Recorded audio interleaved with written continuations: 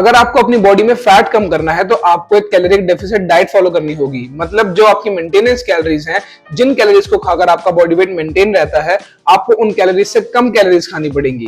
लेकिन वहीं अगर आपको अपनी बॉडी में मसल साइज बढ़ाना है तो वहां पर भी आप अपनी बॉडी में कैलोरी डेफिसिट डाइट फॉलो करके मसल साइज बढ़ा सकते हो। जी हाँ, बिल्कुल सही सुना आपने। बॉडी में एक ही टाइम पर फैट कम करना और साथ ही साथ मसल साइज बढ़ाना, इसी फिनोमेना को हम बोलते हैं बॉडी रिकॉम्पोजिशन।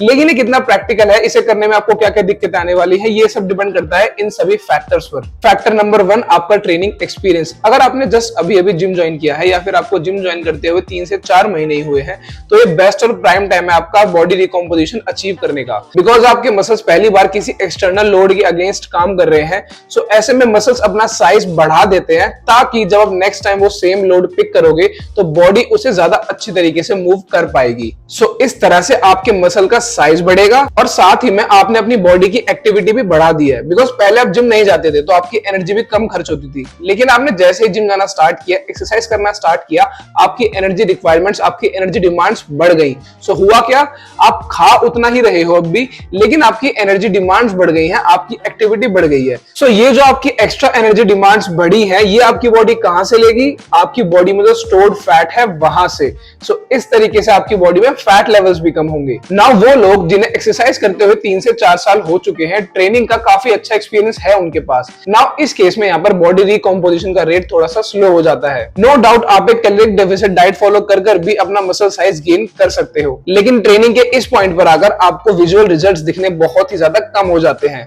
बिकॉज 3 से 4 साल आपको ट्रेनिंग करते हुए हो चुके हैं, सो ऑब्वियसली आपकी बॉडी में फैट लेवल्स भी उतने नहीं होंगे कि आपकी बॉडी बहुत सारी एनर्जी आपके फैट से ले पाए। प्लस आपके मसल्स भी अब वो न्यूबीन मसल्स नहीं है कि वो बहुत जल्दी अडेप्ट करें। रिजल्ट्स आएंगे लेकिन बहुत ही ज्यादा स्लो रेट पर। सो ऐसे लोगों को जो मैं नेक्स्ट फैक्टर्स बताने जा रहा हूं उन पर ज्यादा ध्यान देना होगा। फैक्टर नंबर 2, आपकी डाइट। गाइस, मैंने आपको बताया था कि आपकी बॉडी में फैट कम करने के लिए आपको कैलोरी डेफिसिट डाइट फॉलो करनी ही पड़ेगी, उसका कोई दूसरा ऑप्शन नहीं है। लेकिन वो डेफिसिट कितना होना चाहिए ये बहुत ज्यादा मैटर करता है। नाउ मान लो कि आपकी मेंटेनेंस कैलोरीज है 2500, और अगर आप ये सोचते हो कि 1500-1600 कैलोरीज पर आप आ जाओगे, मतलब 1000 कैलोरी का डेफिसिट बना दोगे, तो ये बहुत ही ज्यादा गलत अप्रोच है। बिकॉज ऐसे में आपके हार्मोनल इश्यूज होंगे, आपकी बॉडी में प्रॉपर हार्मोनल फंक्शनिंग नहीं हो पाएगी, आप लो फील करोगे, आप परफॉर्म नहीं कर पाओगे जिम में अच्छी तरीके से, आपकी ओवरऑल लाइफस्टाइल खराब हो जाएगी। सो आप फैट कम करना, मसल गेन करना तो छोड़ ही दो, आपका नॉर्मल लाइफस्टाइल ही बहुत ज्यादा खराब हो जाएगा। सो आपको करना क्या है, जितना हो सके उतना छोटा डेफिसिट बनाओ। मतलब अगर आपकी मेंटेनेंस कैलोरीज है 2500, सो आप सिर्फ 200 से 300 का डेफिसिट बनाओ, सिर्फ 22 से 2300 कैलोरीज तक कंज्यूम करो, उससे कम आप मत जाना। प्लस उसके साथ साथ एक बहुत ही इंपॉर्टेंट बात आती है आपका protein intake. Because body fat कम करने के लिए तो बॉडी में डेफिसिट बनाना पड़ेगा ही पड़ेगा, नो डाउट। लेकिन अगर उसके साथ साथ आपको मसल भी बिल्ड करना है, वो भी अच्छे रेट पर, तो वहां पर आपकी प्रोटीन की नीड्स हाईएस्ट होनी चाहिए। नाउ मैं हाईएस्ट बोल रहा हूं, सिर्फ हाई नहीं बोल रहा हूं। आप सबको पता है हमारे प्रोटीन की रिक्वायरमेंट, जो जिम जाते हैं, जो एक्सरसाइज करते हैं, उनकी प्रोटीन की नीड्स होती हैं 1.2 to 2.2 ग्राम पर kilogram of your body weight. So इस केस में आपको बॉडी रिकॉम्पोजिशन करने के लिए 2.2 ग्राम पर kilogram of your body wait protein consume करना पड़ेगा डेली।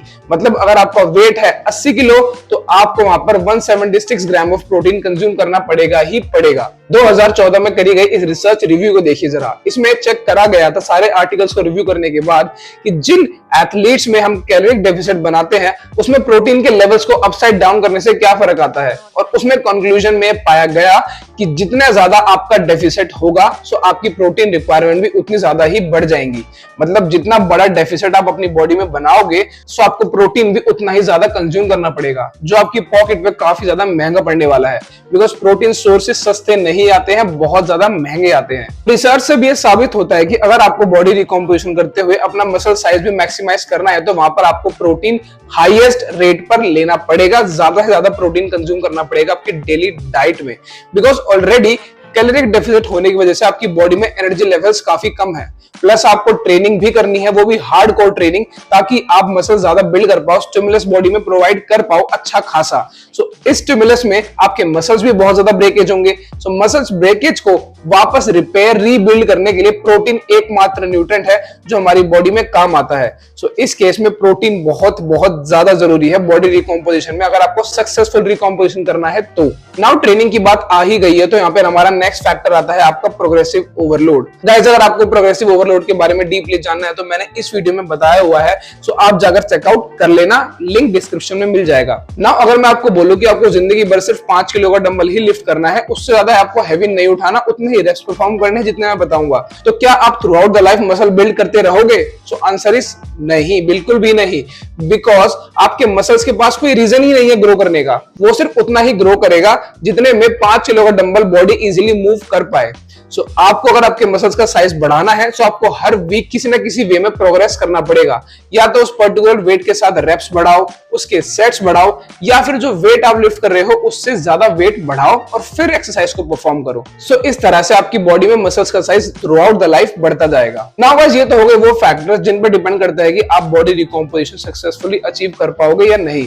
नाउ अब थोड़ा प्रैक्टिकली बात करते हैं कि बॉडी रिकॉम्प करते हुए आपको क्या क्या दिक्कतें आने वाली हैं, जैसे कि लोअर्ड एनर्जी लेवल्स। बिकॉज एक कैलोरिक डेफिसिट डाइट होने की वजह से आपकी बॉडी में एनर्जी लेवल्स बहुत ज्यादा हाई नहीं रहते हैं। सो आपको मे बी ट्रेनिंग करते हुए थोड़ी सी दिक्कत हो सकती है, आप उतने ज्यादा स्ट्रेंथ के साथ लिफ्ट परफॉर्म ना कर पाओ, आपकी स्ट्रेंथ भी उतनी जल्दी नहीं बढ़ पाएगी जितनी नॉर्मली किसी मेंटेनेंस पर या फिर सरप्लस डाइट में बढ़ जाती। Now second thing is irritation. बहुत लोग जिन्हें खाने से प्यार है, आप उन्हें फूड हॉलिक बोल सकते हो, जिन्हें खाना खाना बहुत ज्यादा पसंद होता है, सो ऐसे लोगों को इरिटेशन हो सकती है। बिकॉज बात वही सेम आती है कि बॉडी में कैलोरिक डेफिसिट है, एनर्जी लेवल्स भी कम रहेंगे, सो आपको इरिटेशन हो सकती है, आपकी बॉडी में थोड़ा स्ट्रेस लेवल भी ज्यादा होंगे। नाउ थर्ड पॉइंट जो सबसे इंपॉर्टेंट है जिसकी वजह से लोग बॉडी रिकॉम्पोजिशन करने में फेल हो जाते हैं, वो होता है स्लो रिजल्ट्स। बिकॉज गाइस आपकी एनर्जी सप्लाई अभी कम है, डेफिसिट में है, आपका प्रोटीन हाई है, लेकिन वो रिपेयर जो रीबिल्डिंग प्रोटीन करता है मसल्स की, वो बहुत ही स्लो होती है।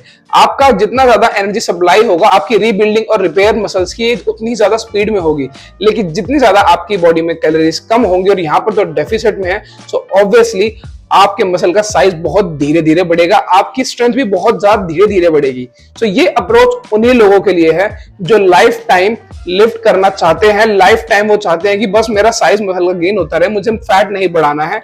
लेकिन अगर आपको रिजल्ट्स फास्ट चाहिए, कि अगर आपको फास्ट फैट लॉस करना है या फिर फास्ट मसल गेन करना है, तो बॉडी रिकॉम्प आपके लिए नहीं बना है। तो guys thank you so much for watching the video. I hope आपको अपने लिए बेस्ट आंसर मिल गया होगा कि आपको बॉडी रिकॉम्प करना चाहिए या फिर नहीं।